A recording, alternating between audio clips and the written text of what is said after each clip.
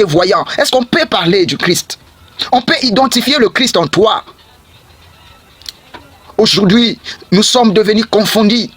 Le monde comme ceux qui ne sont pas en Christ, comme ceux qui sont en Christ. Ceux qui ne sont pas en Christ, ceux qui sont en Christ, comme ceux qui ne sont pas en Christ. Finalement, les païens ne savent plus, ne se reconnaissent plus. Les chrétiens ne se reconnaissent plus. Nous sommes confondus. Plus de différence. Kangada dit qu'il est là, bisognon sotoza nanzela. Qu'il est là, bisognon sotoza nanzela. Nous ne faisons pas la différence. Nous ne voyons pas la distinction. Or, les enfants de Dieu doivent faire la distinction entre les choses du monde et les choses qui glorifient le Seigneur. Est-ce que ce que nous parlons, ce que nous faisons, ce que nous portons dans notre vie, est-ce que cela glorifie le Seigneur? Faisons la distinction, mes frères et mes sœurs. Entrons dans la dimension du Christ. Marchons comme Christ. Faisons toutes choses comme Christ. Ayons l'identité. L'identité. J'aime bien le frère qu'on voit et qu'on dit, il est comme prêtre. Mais il n'est pas comme prêtre. Mais il a adopté un comportement du Christ. Il a adopté un comportement du Christ.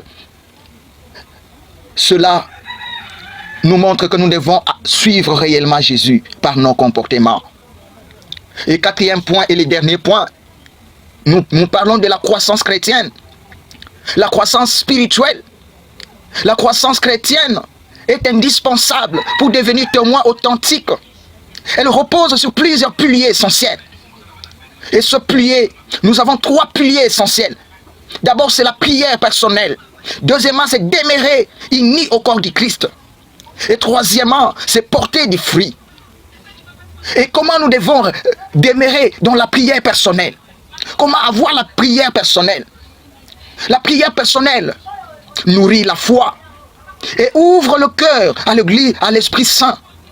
Lorsque tu pries personnellement, tu nourris ta foi, tu grandis ta foi et tu fais que ton cœur s'ouvre devant le Saint-Esprit.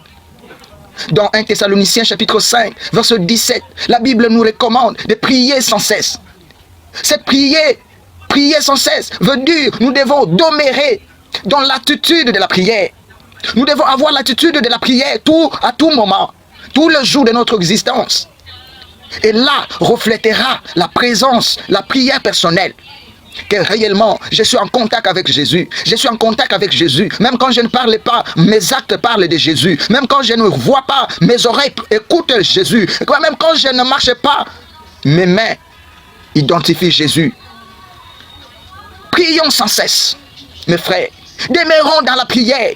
Personnellement, n'attendez pas que les autres viennent après, je vais prier, ou bien que je parte à l'église, je vais prier. Nous commençons à prier personnellement. Commence à prier personnellement. Dans Matthieu chapitre 6, verset 6, la prière est recommandée. Personnellement, c'est la prière secrète. La prière secrète. Nous devons faire cette prière secrètement. Quand tu fais la prière personnelle, ça ne sert pas que le monde sache. Ça ne sert pas que les hommes entendent. Ça ne sert pas. La prière personnelle, c'est toi et ton Dieu. Tu grandis ton intimité avec le Seigneur. Tu grandis ton intimité avec le roi des rois. Tu grandis ton amitié avec celui qui vit au trône. Et lorsque tu grandis ton intimité avec lui, tout en toi change. Et maintenant, tu as grandi la vie de prière personnelle. Et troisième des choses, dans Psaume chapitre 27, verset 8, mon cœur m'a redit ta parole. Recherchez ma face. Dieu nous recommande que personnellement nous puissions chercher la face de Dieu. Mon frère séminariste, ma soeur séminariste, nous devons chercher la face de Dieu personnellement. Est-ce que tu as besoin de Jésus personnellement? Est-ce que tu le cherches personnellement? Toi-même, tu peux entrer une retraite personnelle. Tu fais une retraite personnelle. Tu fais une récollection personnelle. Tu vis personnellement dans une veillée de prière. Une veillée de prière et de méditation personnelle. Tu fais 12 heures dans la présence de Dieu. Tu fais 2 jours dans la présence de Dieu. Tu fais 24 heures dans la présence de Dieu. Cela fera de toi un bon témoin. Cela fera de toi un grand et un ami de Dieu. Nous devons demeurer unis au corps du Christ. Comment nous devons demeurer, mes frères? Nous devons demeurer. Témoigner du Christ nécessite de rester unis à l'Église, son corps. Cela se vit par la participation à l'Eucharistie, la participation au sacrement, La communion fraternelle, mes frères. Nous devons vivre la communion fraternelle. Est-ce que tes amis, ce sont tes frères? Est-ce que le renouveau est devenu ta famille? Est-ce que tu peux partager ta vie avec le renouveau, avec la communauté? L'obéissance à l'enseignement du Christ transmis par l'Église. Est-ce que nous obéissons à ce que le pape a dit? Est-ce que ce que le pape a dit, nous les mettons en pratique? Est-ce que nous obéissons la voix du Seigneur, la voix de l'Église? Dans Jean chapitre 15, versets 4 à 5, demeurez à moi, sans moi vous ne pouvez rien faire. Est-ce que vous reconnaissez que témoigner du Christ nécessite la demeure auprès du Seigneur? Parce que sans lui, nous ne pouvons rien faire. Nous ne pouvons rien faire. Demeurons dans le Seigneur. Dans 1 Corinthiens, chapitre 12, verset 12 à 27, l'Église comme corps du Christ nous présente l'Église comme corps du Christ. Et nous sommes le corps du Christ, les membres plutôt du corps du Christ. Nous devons entrer, nous devons contribuer. Est-ce que tu formes réellement le corps du Christ? Je ne sais pas, tu es l'œil du Christ. Je ne sais pas, tu es les membres du Christ, la jambe du Christ. Je ne sais pas, tu es quelle partie du Christ? Est-ce que tu es la partie intime du Christ? Est-ce que tu es la partie intime du Christ? Est-ce que tu es la partie intime du Christ? Recherchez la partie la plus idéale. Est-ce que tu es la partie du Christ? Et cette partie du Christ vient-elle pour former son corps? Nombreux, lorsque tu prends les dons le plus meilleur des guérisons, tu commences à faire le commerce avec ces dons. Le Seigneur te frappera, le Seigneur te frappera, le Seigneur te frappera. Faites attention, ne faites jamais cela. Le don de guérison que le Seigneur te donne pour soutenir, pour édifier son Église. C'est pour édifier son Église. C'est pour édifier son Église. Mes frères et mes sœurs, dans Acte 2, chapitre 42, on nous présente la vie des premières communautés chrétiennes. Est-ce que nous reflétons à ces communautés le responsable? Est-ce que nous reflétons ces communautés? Dans Éphésiens chapitre 4, versets 4 à 6, un seul corps, un seul esprit. Est-ce que nous sommes un seul corps? Est-ce que nous sommes un seul esprit? Est-ce que nous n'apportons pas de diversions parmi nous? Est-ce que nous sommes un seul esprit? Restons dans le Seigneur. Et troisièmement, nous devons porter du fruit.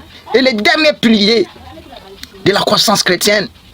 Les chrétiens ne témoignent pas seulement par des paroles, mais par une vie féconde. Nous devons produire du fruit. Nous devons produire du fruit. Nous devons produire du fruit. Dans Jean chapitre 15, verset 8, mon Père est glorifié par ceci, que vous portiez beaucoup de fruits. Mes frères, portons des fruits. Cela glorifie Dieu. Cela glorifie le Seigneur. Quand tu portes des âmes, quand tu gagnes les âmes dans ton parcours, le Seigneur se glorifie dans ta vie. Le Seigneur te glorifie dans tes actions. Les œuvres de tes mains seront glorifiées. Le Seigneur va te glorifier parce que tu portes beaucoup de fruits. Parce que tu portes du fruit nécessairement. Dans Galates 5, verset 22 à 23, on nous montre le fruit du Saint-Esprit. Et dans Matthieu 7, verset 16 à 20, c'est à leurs fruits que vous le reconnaîtrez. Mes frères et mes sœurs, c'est le signe que nous sommes les siens. C'est le signe que nous sommes en Christ et nous l'appartenons. Si nous ne portons pas du fruit, cela ne valent à rien. Dans Éphésiens chapitre 5, verset 8 à 10, portez du fruit de lumière. Nos fruits, ce sont le fruit de la lumière. Le fruit de la lumière qui éclate les mondes, qui éclate partout où nous sommes. Le fruit de la lumière illumine nos vies. Et lorsque nous restons dans ces choses, notre vie deviendra une vie éclaircissante, une vie brillante et une vie qui témoigne réellement Jésus. Alors, dans nos vies de prière, nous devons demeurer dans la prière. Nous devons rester dans la prière, demandons au Seigneur qu'il nous donne la puissance du Saint-Esprit afin que nous soyons de vrais témoins, afin que nous témoignions Jésus de partout où nous sommes. Et là, sa gloire, son honneur sera manifesté parmi nous. Et Dieu sera notre Père, nous serons ses enfants. Merci à vous tous qui m'avez suivi. Que Dieu vous bénisse et vous rende ce que vos cœurs désirent. Au nom de Jésus-Christ. Amen.